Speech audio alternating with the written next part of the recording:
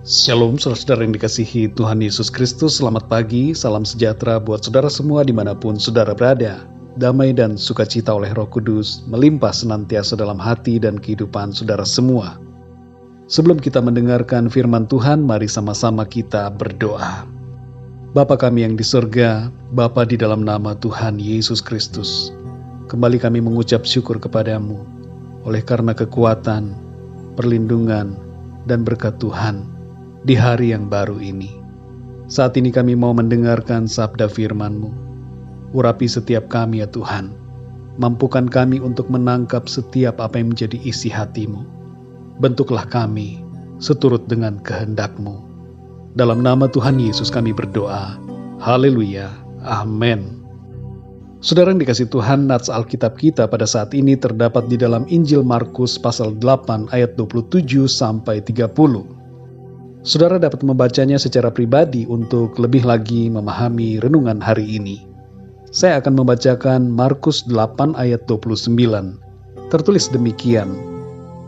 Ia bertanya kepada mereka, "Tetapi apa katamu? Siapakah aku ini?" Maka jawab Petrus, "Engkau adalah Mesias."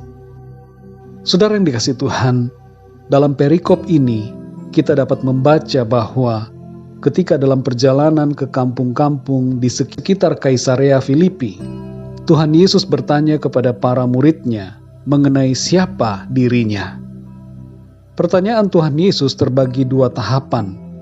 Tahap yang pertama, Tuhan Yesus bertanya, "Menurut kata orang, siapakah aku?" Dan tahap kedua, Tuhan Yesus bertanya, "Menurut kamu, siapakah aku?" Ketika para murid ditanya, "Menurut kamu siapakah aku ini?" Petrus menjawab, "Engkau adalah Mesias." Saudara yang dikasihi Tuhan, banyak dari kita yang belum memahami makna yang sebenarnya dari jawaban Petrus, terlebih khusus pada kata Mesias.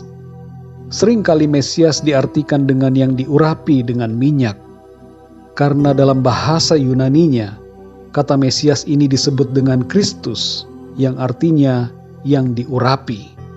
Padahal sebenarnya saudara, Mesias mempunyai arti yang sangat berbeda dengan hanya sekedar yang diurapi. Mesias atau Masiah dalam bahasa Ibrani memiliki makna yang berhubungan dengan pribadi, status, dan martabat dari Raja atas segala alam semesta. Tuhan adalah Raja atas semua yang ada di bumi, Pencipta dan Pembebas kita. Dalam Mazmur 47 ayat yang kedua, Tuhan Sang Pencipta itu disebut dengan Melek Gadol Al-Kol Haaretz, yang artinya Raja yang maha besar atas seluruh bumi. Dan dalam Kolose 1 ayat 16, Tuhan Yesus disebut sebagai Borei Olam, yaitu pencipta dan pemelihara segala sesuatu. Jadi ketika Petrus berkata, "Engkau adalah Mesias," Petrus tidak sedang berkata bahwa engkau adalah yang diurapi. Siapapun saudara bisa diurapi dengan minyak. Tapi lebih daripada itu, Petrus menyadari dan mengakui akan pribadi Tuhan Yesus Kristus sebagai Tuhan, Raja, Pemimpin, Pencipta, dan Pemelihara atas seluruh bumi.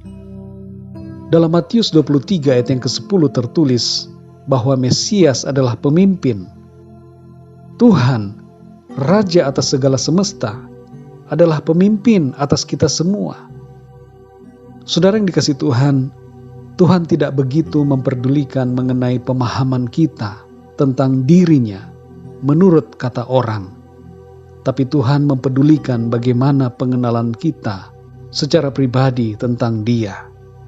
Itu sebabnya dua pertanyaan Tuhan Yesus dalam perikop ini menggambarkan dua level pengenalan kita akan Tuhan Yesus.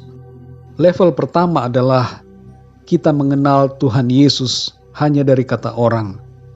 Pandangan dan keyakinan kita tentang siapa Tuhan Yesus hanya ikut-ikutan menurut teori, doktrin, atau perkataan orang lain. Pada level seperti ini, kita tidak memiliki pegangan yang kuat dan iman kita gampang digoyahkan. Level yang kedua adalah kita mengenal Tuhan Yesus secara pribadi.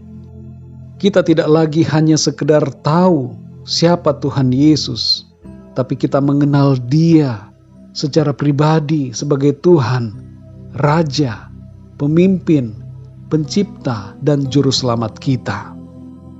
Saudara yang dikasihi Tuhan, pesan firman Tuhan hari ini bagi kita adalah yang pertama, jangan tinggal pada level ikut-ikutan menurut kata orang lain, tapi milikilah pengenalan akan Tuhan Yesus yang lebih dalam dan benar.